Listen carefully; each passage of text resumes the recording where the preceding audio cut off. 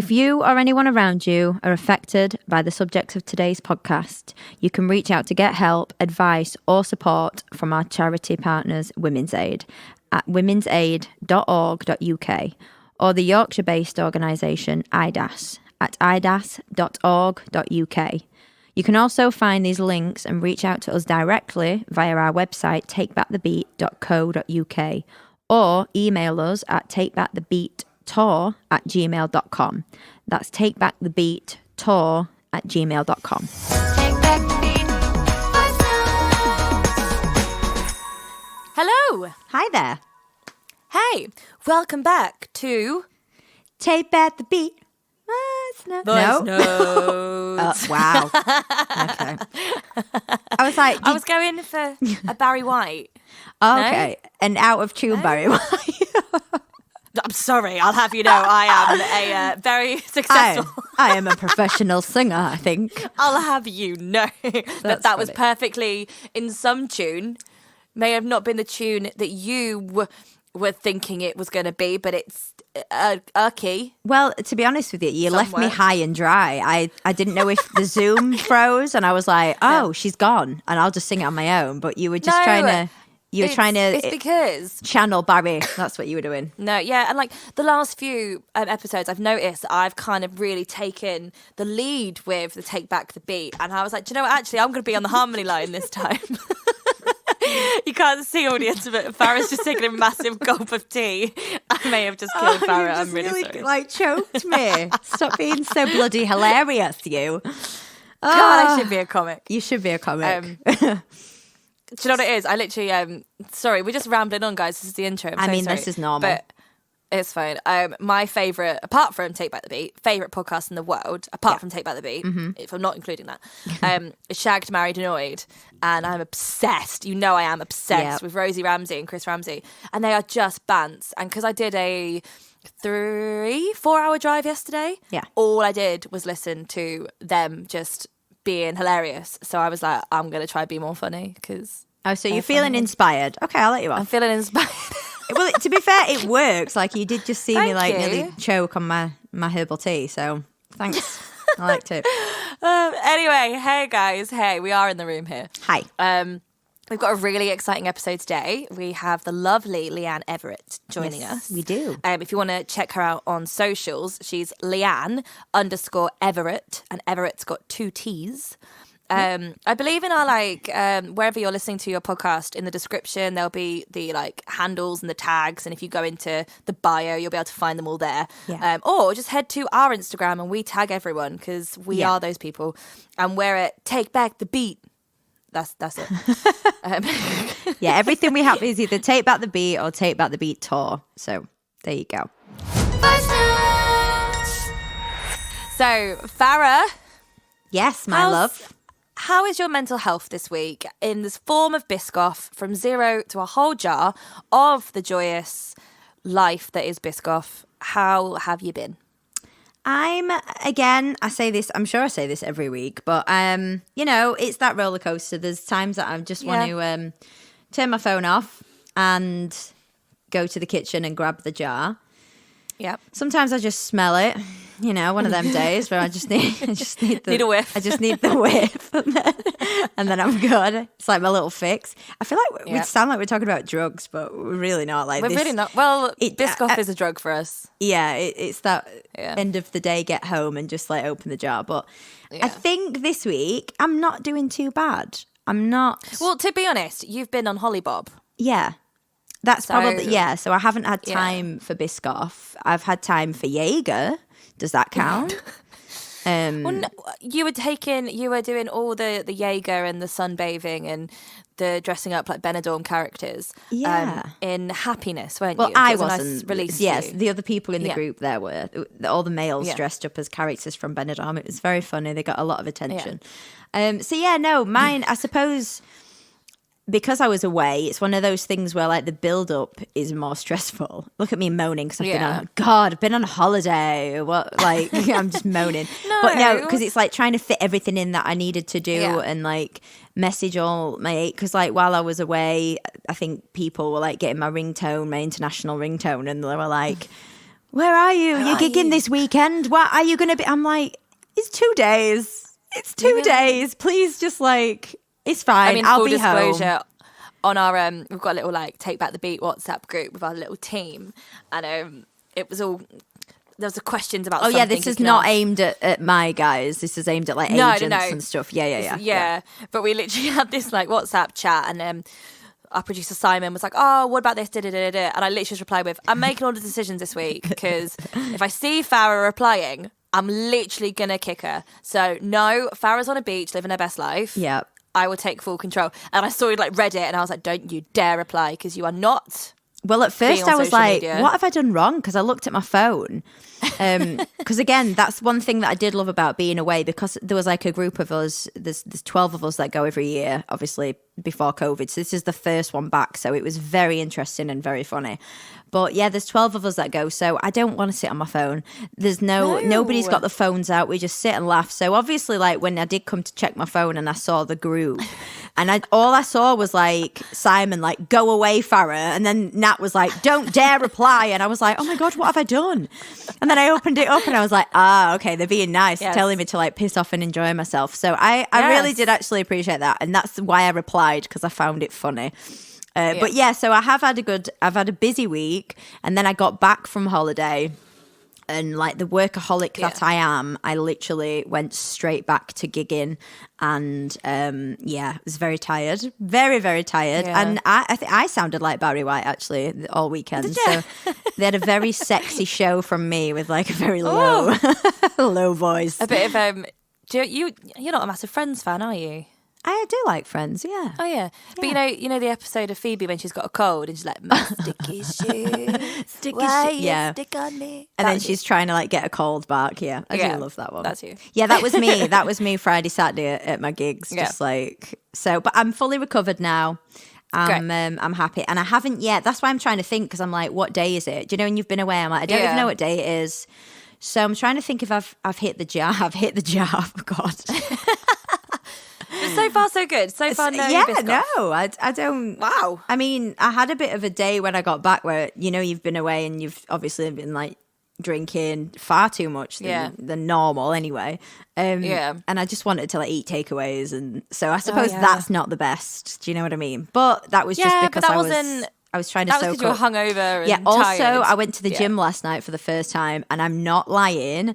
I had to sit out the last 5 minutes because I did that thing where I could feel the colour draining from me, and I was like, I'm going to be sick on everyone in here. And I was that loser sat on the floor going, I'll be back in a minute, because I genuinely nearly vommed. And my friend came up to me, she went, is that because of your holiday? Are you sweating out all the alcohol? I was like, I actually am. So I've had an interesting week, but I'm fully recovered now from the mess that it was, but it was a good mess. So how are you? Because I know a couple of things have been a bit against you this week. So yes, I've been full like 4 tubs deep into Biscoff this week. It's been a really rough. And I feel really ungrateful to be honest saying that, because we're not going to talk politics on here, but obviously with everything that's happening in the world, it's a really hard time, and it makes you feel even more selfish, I guess, because there's a whole other place happening and things are happening to this place that's just horrific and terrifying, and here I am crying because basically, long ass story short, guys, but like I sent out 20 promo boxes for my new single, which was really cool. I'd made loads of effort. I'd had like badges made of the artwork. By the time this is out, it'll be out. So go listen to it. It will be. Yay! It will be out. It's called Dance Floor, and it's out now on Spotify and Apple Music and Deezer and all those places. But Royal Mail lost 17 of those parcels. And I think I kind of found out they'd lost the parcels, and I'd had no sleep. I've been doing school tours. So I go into schools and I sing my music and tell them a bit about mental health and my experiences and why it's really important to speak out. And I also talk a lot about inclusivity, all these subjects I'm really passionate about. But basically doing that, it was just really tiring. And it's really harrowing hearing stories from teenagers that I just hurts my heart. And and I was really tired. I hadn't really eaten a lot. And then I just heard that these had all gone missing. And it was just kind of like the straw that broke the camel's back, I think. And I had a little cry in the car. You sent me a 25-minute voice note which was brilliant. I literally saw it was like a 10-minute one, then a 15-minute one, and I was like, all right, Vara's gonna have some words for me right now, and you did. I listened to them, and it was very like things that I was like, yes, you are right. Yes, I needed reminding of this. So today I woke up hugging the Biscoff jar. Okay. But I'm not going to go to bed with it. Yay. Do you know what I mean? Yeah, so good. Yeah, and I kind of think it's really easy in this world, especially with social media, to get so wrapped up and to really take things for granted. And I know everything is like, what's the word? Everything's in... not relation. Yeah, is that what I mean? Yeah. Perspective. It's all like it's all relative. Things into perspective. Yeah. Yeah, it's all relative. Like my feelings aren't not valid because someone else has got a worse time or whatever. But I'm so sorry. That's my phone because that's how unprofessional I am. How today. Rude to have other friends other than us. No, I'm so sorry. Yeah, it's really hard to kind of take yourself out of it and go, come on. It's okay. You are loved. You have a roof over your head. You are safe, and life is good. It's so easy though to spiral, and this is what I said yesterday. Like, it really is. I have the exact same moments where I know how lucky I am, and I know I've got an incredible life and incredible people who love me, and still, it's so easy to forget all that sometimes because you hit a point. With your mental health that you just spiral. And that's exactly why I send you 25-minute voice notes. Because I said, I'd love to be able to just be like, get the kettle on, I'll be there in 5. But unfortunately, we don't live close enough together, to each other. So I can't come and hug you. But so annoying.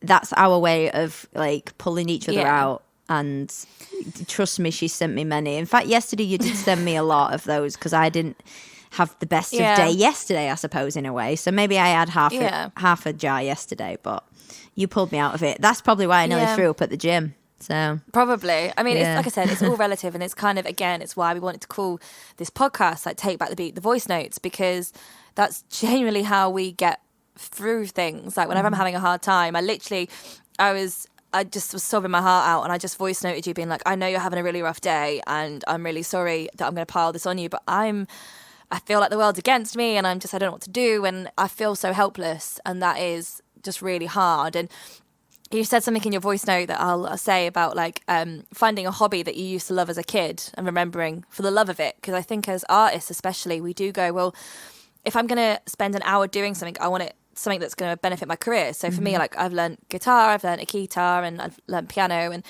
but I do enjoy them, but when I think of like practicing, I'm thinking it because I need to be better for this, or because I want to film this TikTok, or because I'm not just doing it to enjoy it. Because you enjoy it, yeah. Whereas when you're kids, it's finding that little thing. And I think I've talked about this possibly before, and if I haven't, but about kind of finding your inner child. Like I do genuinely believe like that's the key to happiness to a certain extent, because I find so much joy in some of the things that I've found now, like all the different things that I do hobby-wise, and I just need it sometimes to switch off and enjoy it. And like I said to you, I was like, I used to go kickboxing when I was younger, so I'm so happy that I get to do it now, because it does just remind me of that time. And I don't do it for anyone else, I do it for me. But even because I think I said to you, like, get the Lego out, like anything that makes you happy. Like, when did it become an issue that it's like, no, you're too old to play with Lego, or you're too old to play with Barbies? Fuck that. If you want to grab Barbie and Ken or whoever it is that's out now, I would not judge you if it made you forget for an hour about your mental health. I'd be like, babe, go for it. Build me a Lego house. Yeah. Oh, I was about to say that's a song right there, but it actually is Ed Sheeran. No, it actually, I know. I was like, okay, Ed Sheeran. Like, good. But no, it's really true, and like it's something that you've really helped me with that. Like, I love gaming. You know me, I'm a massive gamer. I love my Switch. I love PlayStation. I love those sort of things.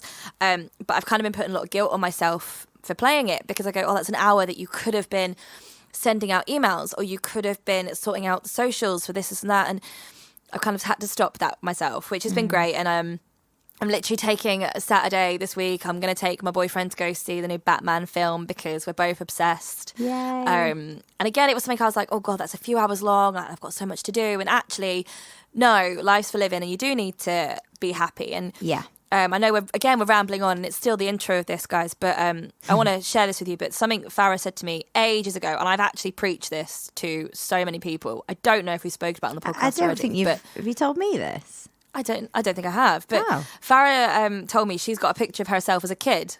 Oh, yeah. In your house, and it's you scoffing your face with cake and absolutely wetting yourself laughing. Yeah, I've got like a mouthful of cake and it's disgusting because I'm just laughing at the same.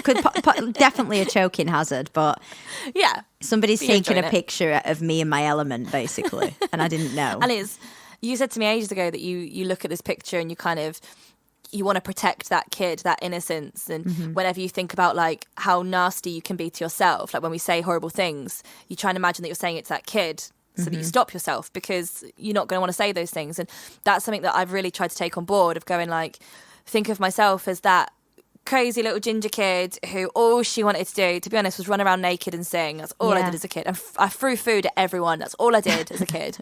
And I used to wear saucepans as hats. And oh my God, honestly, I do not know how my parents had not like. Sorry, I've just had a mental image, when I was like, find something you enjoyed as a child. Like me just looking on the news and there's like a crazy redhead running around London with a pan on her head throwing food at people, because she was like, Farah, I listened to what you said. Farah told me. But I look back at like those days where I just didn't, obviously we didn't have a care in the world, we were kids. And the more I try and think of that way and think like, how would she feel if I told her that in 20 years' time you were just stressed and you were putting so much pressure on yourself and you did this and that, and so you didn't take time for yourself and to enjoy. Exactly. And because that's the thing as well, it's like, it's really sad when we get to that point where we care too much about what people think as well.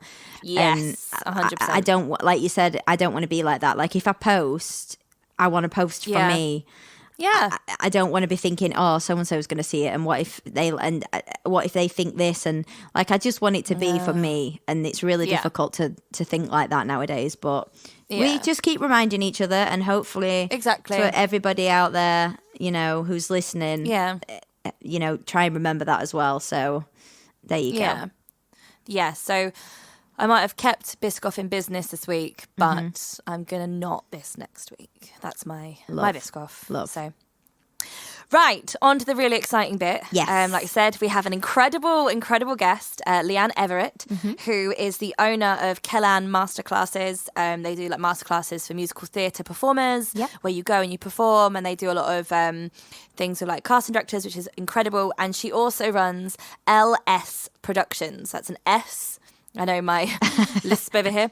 My LS Productions, and they do vocal reels, which is really cool. So again, if you are in musical theatre and you want a vocal reel, they are the people to go to. So she is the sister of a survivor. Yes. So we're really excited to have her on. Completely different point of view, isn't it? So yes. So shall we get Leanne Let's get her on. Here we go. Yay! Woo! So, ladies and gentlemen, we have the amazing Leanne Everitt. Thank you for joining us today. Hi! Oh, well, thanks for inviting me on, guys. Good to see you both. Leanne, I actually know Leanne from about, I don't even know how long ago it was. We did a job in Dubai together. Yeah, we shared a hotel room. We did. Yeah. Many moons ago. But Leanne is an incredible person. You are literally everywhere. I see you popping up all the time on my socials. Oh, thank you. Busybody. Leanne is predominantly an actress, and I mean, I'm fangirling because you were in The Crown, and I love The Crown. Wow, I lost my shit. Thank you. I lost my shit when I got the job, to be honest, so I'm totally with you. I was like, I know her. It was a great production to be a part of. It was. I feel very lucky to be a part of that. Yeah, it was amazing. Yeah, you were great. So it was really cool. Tell us before we dive into like the reason you're here and get a bit heavy. But tell us a bit about yourself. Tell us what you need to do. Yeah, so I'm an actress. I've also taught at various different colleges. I run a company with my sister Kelly, Kellan Masterclasses, and we run classes and events for professional performers to kind of get in front of casting directors that they may not be able to get into the room with right now because of only just graduating or not quite the right credits yet. And then we've recently started doing Kalan Live. That came about post-COVID. Oh, wow. We just was like, let's get people back on stage, not in a room, let them get performing. Yeah, so then it's the same kind of setup. They still get feedback from the creatives, cast and directors, agents, but they actually get a chance to be on stage and perform rather than in a room and feeling nervous. It's a rehearsal beforehand. Oh, wow. And I just feel like at the moment that might be a better way of new graduates and performers to actually show them their best, So, that's what we're up to at the moment, Good and they're all at for you. Picture Express Live, amazing. so, That's it's good stuff. sick. Oh, I love that. Awesome. Yeah, that's really cool. Yeah. That's really good. So, Together We Stand. Yes. So let's just dive straight in. So tell us a little bit about that. So and, again, how it that's was founded. my sister's organisation, Leanne Everitt. Okay. And it's an organisation, it's not a charity, even though it does raise money for predominantly women's aid. Woo. And it's just to raise awareness for victims of abuse and harassment, predominantly within the arts. There are companies that do support, that. But I just feel like it's a bit lost at the moment, and I feel sometimes people are a bit confused about where to go. So that's why Kelly started it, and she also started it because of her own experience coming out of a domestic abuse relationship. It came off the back of that. Yeah. I think to help her process what had happened and try and make sense of it. Is that the right words? I don't know. I don't know if you ever make sense of it, but just so she could channel what had happened to her and also help people. That had gone through a similar thing. So that's where it came from. And it's actually, it's been going a year now. Oh, wow. It was her first birthday just a couple of weeks back. So, That's amazing. Well, that's amazing. Yeah. Like, the T-shirts are great. They came up on my Instagram and I screenshotted it and sent it to Farah and was like, this is exactly what we're doing. This is the T-shirts everything. came about, I stand with you. And for me, I wanted to let not just my sister, but other people that I know have gone through this, that I do stand with you and that I do believe you. Because I think that's the main thing with victims of abuse, is that they just don't feel like they're believed. Yeah. Because I think, because it happens behind closed doors, there's no proof, or they feel like there's no proof, and the legal system is very blurred about how to deal with it. Even in high profile cases, a very famous one going on right now, it's very confusing for both sides. So I just wanted to let people know that you can speak up, whether you're ready to do that now or not, and whether it's in 10 years' time you want to speak up. That, I wanted to make it clear that there are plenty of people, men and women, or, whatever gender you are, that we do believe you and that we want to stand with you and move forward with this. That's amazing. Yeah, we spoke about that in our podcast we did last week, about one of the things we struggled with was one of the first people I told didn't believe me. And it really shook me to then I didn't tell anyone for years. And I just dealt with this horrific anxiety and depression on my own for no reason, because I didn't tell anyone. And it's amazing. Like, with your sister, obviously you're very close, but how did you find out about the relationship? Did you already know, or did she tell you? I knew bits. Yeah. And I think when someone's telling you something about a relationship, they go back maybe after a serious incident, it's very hard to know how to deal with that. Do you go around and scream and shout at that person? No, that's not really ever going to get you anywhere. And I feel from experience, I've never gone through domestic abuse, but from people that I know, all they do is their character changes. So they'll just react back at you, and that's not going to help them. So rightly or wrongly, I feel like you just need to be there. And when they're ready to change their situation, be there, grab them and get them out as fast as you can. But you can't get people out though until they want to, or when they're ready, unless something really serious happens, which there wasn't one incident that was very serious and police were involved. Wow. And funnily enough, people within the industry knew about that and still support and I feel like that's a very difficult thing. And we've got an old school thing, haven't we, about, you're not guilty and, you're innocent until proven guilty, And it's so wrong in a situation like this, So I just feel like I had to do something and I didn't know what I could do. So I just thought, well, all I can do is raise money, because Women's Aid do some amazing work. And even throughout my sister's, what's going on there, they're so supportive. And you always have someone from there. So I just feel and I just feel like that charity are doing everything they can legally to help victims. Yeah. How is your sister at the moment? How is she doing? She's great considering everything. But again, I'm sure she wouldn't mind me saying this. I think it's that thing like what you said, Natalie, about being believed. Yeah. And I think that's what eats up victims the most. Yeah. Actually, like after when they've got out of the situation, it's that. Yeah. And I don't know how to do that. The strength it takes anyway. Yeah, exactly. The strength it takes anyway to leave is unbelievable, because it's, it's this inner turmoil that you have to build yourself up to even tell someone. Exactly. So when you do find the strength to do that, and then they don't believe you, or they just kind of pass it off to, every couple argues. That phrase for me, I'm like, No. And that happened to me as well a couple of times before it kind of did get to a dangerous point. And I think I just blurted everything that had happened in 5 years out in a sentence. Yeah.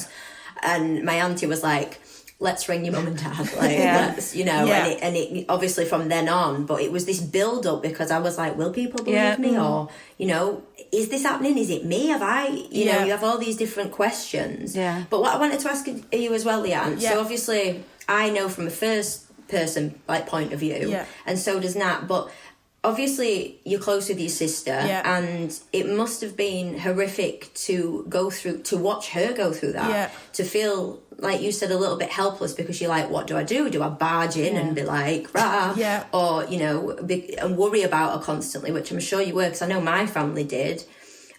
How did you get support? Like, who was there to support you? I spoke to my husband a lot about it. I didn't want to go straight to my mum and dad, because that same thing. Do you? I don't know, and I feel like looking back, maybe I should have actually done the whole barging in thing, because I feel you just never know. Do you know what I mean? You just don't know, do you? You don't know. No, you do feel so helpless watching that person, and they just changes. I mean, my sister lost hair through it as well. Yeah.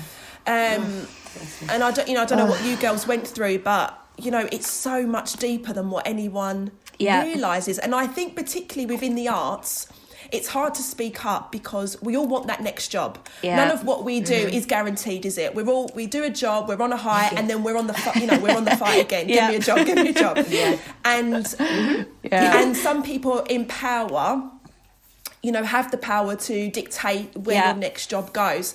And we're all very careful about, being friends with everyone and not upsetting anyone, which also can then backfire when someone is in a position of, doing something wrong. And again, I don't need to mention any names, but someone very well known within our industry, I think it was just after Christmas, came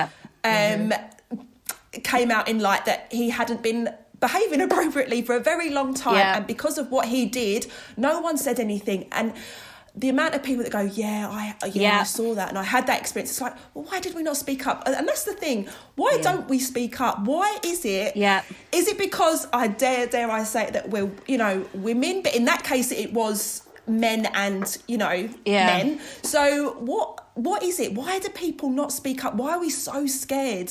Again, I think it's because we're not going to be believed. Yeah, you're so right. And it is really interesting taking it from the arts point of view. I have been in a situation before I've now quit musical theatre.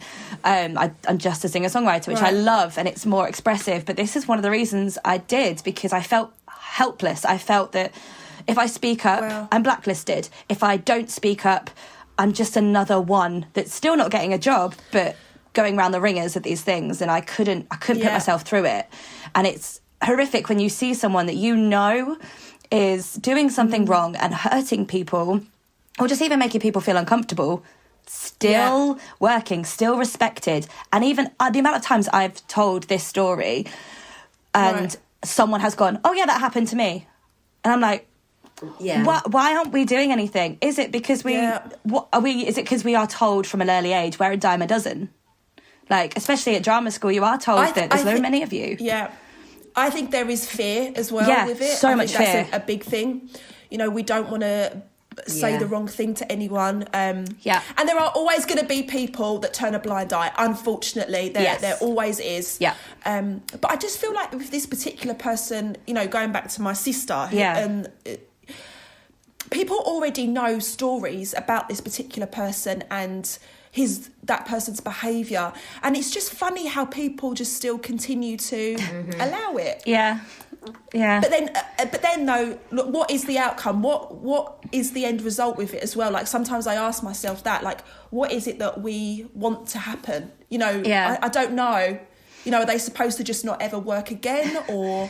You know, do you know what I mean? Like, what is it? What I don't know what we can do. Yeah, that's very true. That's a very good question, actually. So it's that thing of, you know, people need to, you know, suffer the consequences for their actions, but where does that end? Where does that does that mean their life needs to be over for the rest of, you know, it? And I know that me even saying that out loud probably isn't the best thing, but it is that line of like, where do we go with that? Because obviously we don't want it to happen again and again and again, not be spoken about. But where do we? Yeah. No. But then how many victims are there going to be before someone does something? Yeah. And also for like a personal point of view, like at what point will your sister get closure and be like that kind of level? Do you know what? Hand on heart, honestly, I don't think she ever will. Yeah. To be honest, I mean, you girls can obviously speak more on this, but I feel like it's always going to be a part of you, unfortunately, now. Yeah. And I think it's hard because even though the arts is so big, it's not. It's so small at the same time. Yeah. You know, so it's kind of, it can affect her daily life. Yeah. Yeah. That's horrific. And I think that's, you know, it's different if you're with someone that's in a completely different industry, or you can move, you know, stuff for them. Not that the victim should have to do anything like that, but it's... within the arts, it's so small once you're in that circle, isn't it? Especially in musical theatre. Oh, gosh, everyone knows everyone. You know. That's just how it is. It's not that big, is it? No. So I think that's the tricky thing. But I don't know, I think that's why with Together We Stand, it's a good place for her to be able to help other people, for people to reach out. Yeah. You know, I've heard... You know, through the organisation, I've heard horrific stories about, you know, girls on ships and what goes on there. That's just, You know, it's just about supporting people, I think, at the end of the day. 100%. It's amazing that you two have each other. Like, to be honest, the second person I ever told who luckily believed me was my sister. Wow, yeah. But it was only because, and I'll never forget this conversation. We were in the car, and she literally we were having a different conversation entirely, and she just turned around and went, "Did this happen?" And I broke, and I was like, "Yes, it did." And the first thing, so she knew, and she was like, "But you didn't want to tell her." She pushed away. I became very alienated. I pushed everyone I loved away, but I was a horrible person because I didn't know how to deal with this. Yeah, really and it's horrific. Yeah. And it's amazing that you have stuck by your sister and you are there and you understand. That's an incredible, inspirational thing. Do you feel like, just a question for you girls, do you feel like it has changed you forever, or do you feel like you've come out the other side, or no, it's changed you? Yeah, it's definitely changed me, but I like to think now it's not for the better, obviously, because I wouldn't want that to happen, but the strength that I have now is and you know, the signs and the red flag, all those things that I have now, and you know, even doing this project with Nat, and my EP is to tell a story. Out of it, I've become this really strong woman who has kind of realised, because my fear was that I'd get pitted as this like weak, you know, little thing that, you know, like, oh bless her, that happened to her. That's, you know, but that's genuinely at the time when you're processing it, that's what you think. But now I know that's one of the strongest things that any woman or man or whoever will have to do in their life is to break that cycle if they find themselves in it. But then to talk about it, you know, because it was just, I used to talk to Nat about it solely because I felt comfortable, because I knew she'd been through the same thing. So I knew that anything I said, crazy or not, you know, in my head, that I'd be like, is this normal? She'd be like, absolutely, you know? But now it's that I feel like I have a voice, or we have a voice in this project for people who might not have found theirs yet. And if we can help people talk about it, and, you know, have a community of people who can ask those questions that we in ourselves think are a little bit crazy, you know, and to be able to listen to our music and listen to the stories and know that, you know, that you're not the only ones. It doesn't make you weak. It doesn't make you anything. It makes you an incredibly empowering person. I've thrived from that side of things now. Great. So it's more... Well, music's such a great outlet, isn't it? Yeah. And, you know, you can put one song on and you can just feel safe and at ease, can't you? Yeah. So that's a great thing that you girls are doing. I found, just when I was stalking you on social media, as we always do, your sister had put a post up and it said that you had said this amazing quote to her about, I'm going to paraphrase it and it'll be an awful rendition, but the whole thing of like the strongest people go into the depths of tragedy and come out with a gift for the world. Yes. And I literally, as soon as we got on the chat, I was like, Sarah, this is it. That's true. Like, it's all in one sentence. Yeah, it's perfect. And like, it made me go, I've been through this horrific experience. What can I do to go, well, actually, I'm not glad it happened to me, but and it did happen to me, but it's not who I am. But here is what I can give to someone else. That's the thing, isn't it? Yeah, exactly. Do you know what? I feel like recently as well, maybe because of, you know, the pandemic, but I feel like people are speaking about it more, to be honest. I feel like it is much more in the media. Yeah. But what the thing is, though, is just still people tread so carefully around it. And you know, and that's the next phase, I think, that needs to happen with victims of domestic abuse. That we need to get past that. Even this, like, there's been times where, well, the first podcast, and I'm just outing myself, but I don't care because this is a real space. So, but, you know, even myself, you know, I had it all firsthand. Everything, emotional, you know, physical, the works, psychological. And even myself sometimes, I'll ring Nat and be like, should I have said that? And she's like, well, yes, because it was a question. You know, you're still asking questions. You're still allowed to open your mouth and ask a question. You're not being malicious. It's just a genuine, like, is this okay? Or what do we do about that? Because even though we are doing this project, I don't have all the answers yet. And will we ever, you know? I'm constantly learning and growing every single day because of people. Every single person has their own individual experience, their own triggers, their own everything. Therefore, I'm learning too. But even now, I still think, oh, did I say that right? Did I word it right? Yeah. But I think that's part of the process of not making it taboo anymore. Yeah. Yeah. And I feel like as well, because of what we do, again, going back to the arts, because we feel like we are being watched all the time and listened to, we're just, because of social media, we're like, oh, can we put that out? You know, even I put out a video when I first advertised the T-shirts I Stand With You.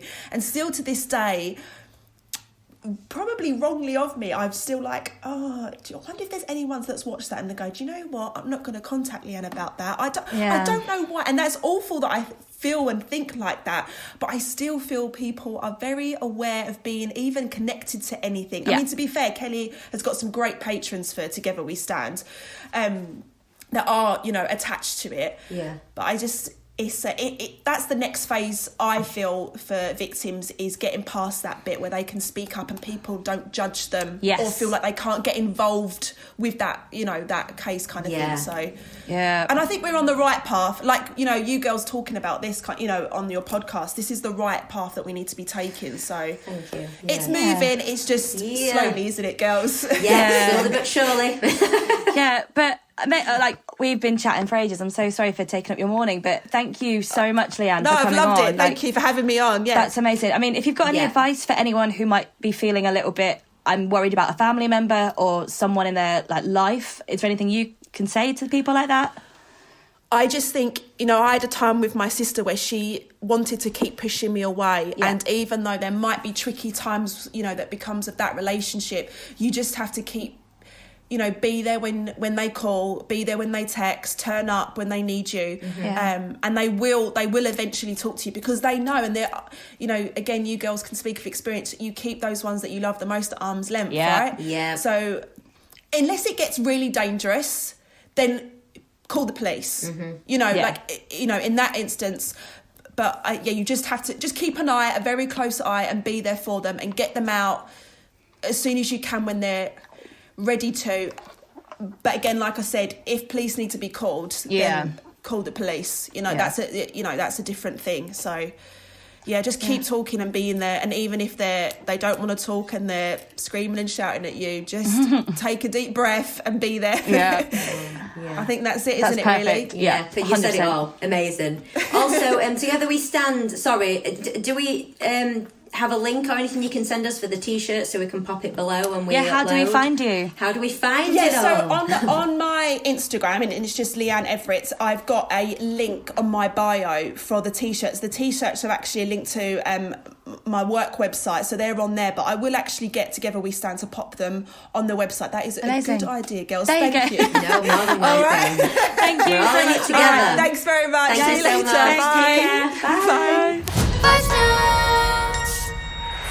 That was the amazing Leanne Everitt. Thank you so much for coming on and talking to us. Much appreciated. Thank you, lovely.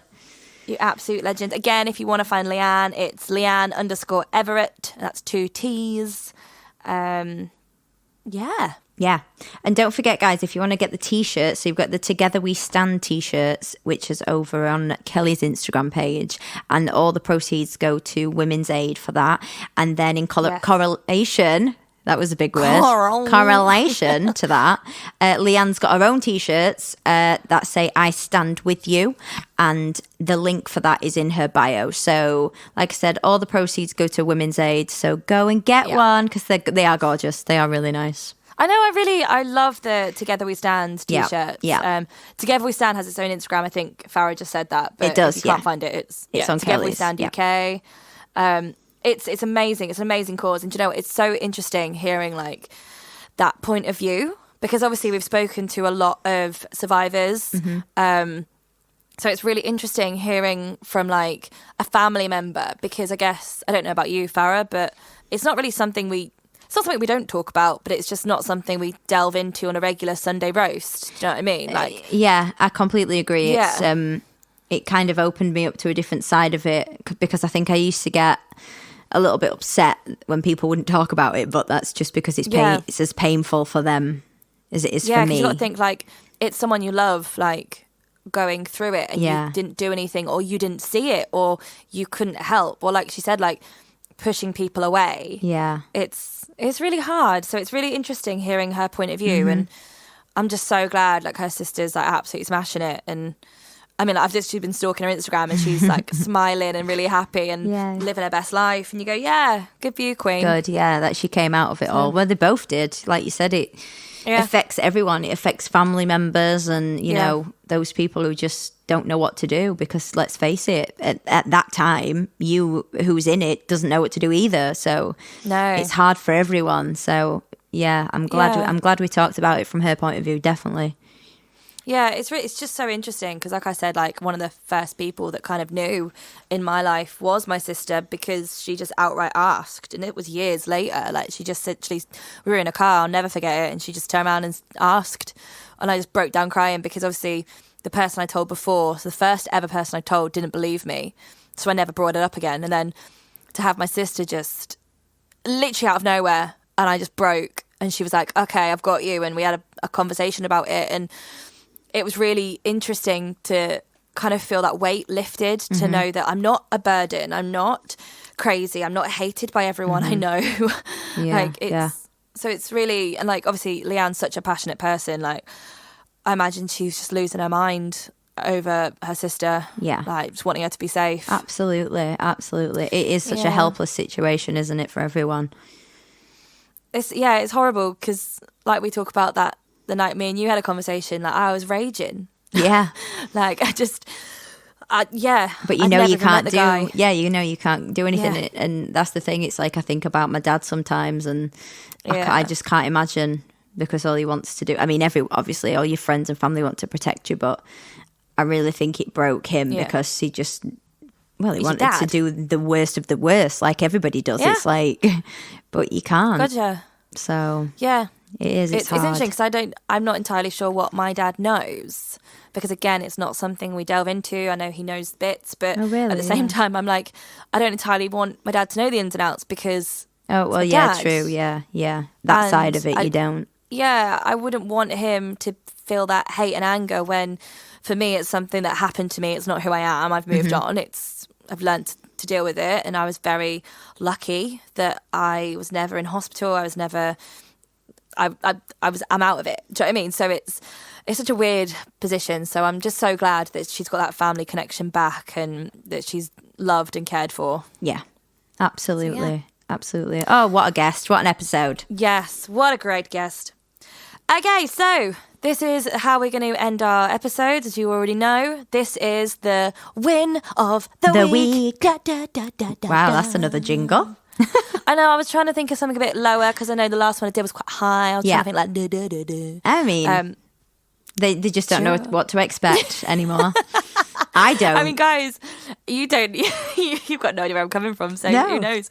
But guys, please feel free to email in. Tell us your win of the weeks. We'd love to hear from you guys. And if you'd like to come on the podcast and talk about your experiences, we would love that. Please do, yeah. Send us an email at takebackthebeattour@gmail.com. And and like win of the weeks, send us everything. We love hearing positive stuff. But I believe this week, Farah is taking over. Oh, this is the best thus far. This is way better than my serial killer episodes, for real. Oh, go on then. So my friend, slash producer, so I go to his studio very often, and he has a gorgeous German Shepherd called Georgie. And she loves me, and I'm sorry, Nat, but she's my best friend. Wow. So I'm sorry about that. I understand it. She's really cute. So, yeah. Sure. And producer messaged me and said that he'd been listening to the podcast, and he'd obviously press play, and it came through the main speakers in the studio, so it was very loud. And Georgie came running through from the other room because she thought I was there. She heard my voice and was like looking around the room for me and like doing the whole tilting of the head because she couldn't figure out that I wasn't actually there. And then he took a picture and sent it to me because she'd sat on the sofa and was just sat upright listening to the podcast. And I was like, oh my days, I love it. That's like she's so we have our first official fur fan, which is a mouthful. I've been practicing that. We have a fur fan. Send us your fur fans. And it will be over on Instagram because, oh my God, she's the cutest dog. But the fact that she was like, where's Farah? Why can't I hear it? And then she just sat on the sofa and apparently listened to it with him. So if that's not a win of the week, I'm not sure what is. I'll give you that. Yeah, thank you. So yes, head over to our Instagram. We're going to put that picture up on the day this podcast comes out. Yep. But thank you all so much, and tune in again next week. We love you all, and don't forget, rate and subscribe. That really helps us. And please share. It's a really important message, and we want as many people to hear as Follow possible. us, Take Back the Beat. Yes. On Instagram and TikTok. Dreamy. Amazing. Thanks. Peace out. Love you all. Love yous. Bye. Bye.